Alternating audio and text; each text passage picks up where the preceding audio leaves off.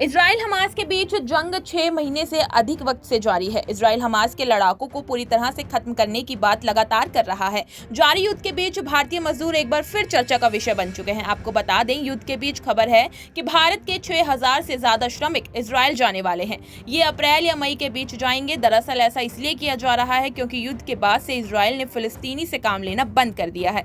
Israel सरकार की तरफ से कहा गया कि चार्टर उड़ानों पर सब्सिडी के बाद एयर शटल से अप्रैल और मई के दौरान भारत से 6000 से ज्यादा श्रमिकों को लाने पर लगभग एक सप्ताह पहले सहमति बनी थी।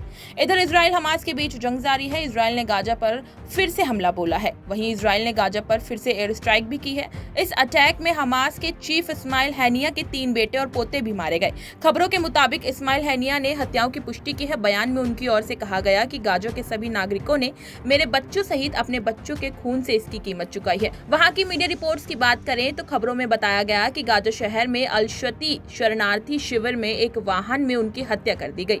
भारत में रमजान के महीने में गाजा में युद्ध विराम की मांग करने वाले संयुक्त राष्ट्र सुरक्षा परिषद के प्रस्ताव को सकारात्मक कदम बताया गया और कहा कि इजराइल हमास संघर्ष से पैदा हुआ मानवीय संकट बिल्कुल अस्वीकार्य है।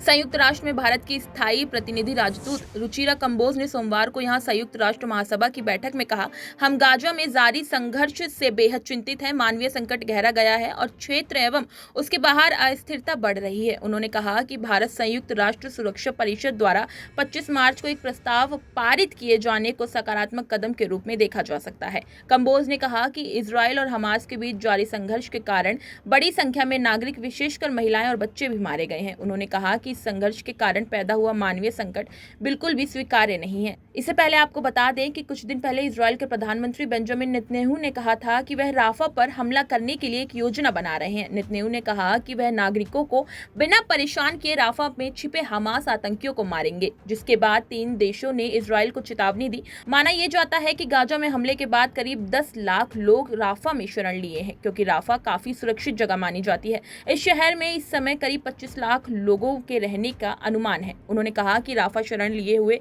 तकरीबन 14 लाख नागरिकों की जान खतरे में पड़ सकती है। हालांकि इजराइल का कहना है कि उसके पास नागरिकों की रक्षा की योजना है। नेतन्याहू ने सोमवार को कहा था कि जीत के लिए राफा पर हमला जरूरी है। उन्होंने ज्यादा जानकारी दिए बगैर कहा कि यह होगा, इसकी एक तारीख होगी। उनका ये बयान तब आया जब इजराइल वार्ताकार काहिरा में हमास के साथ संघर्ष विराम समझौते के अंतर्राष्ट्रीय प्रयासों पर चर्चा कर रहे थे।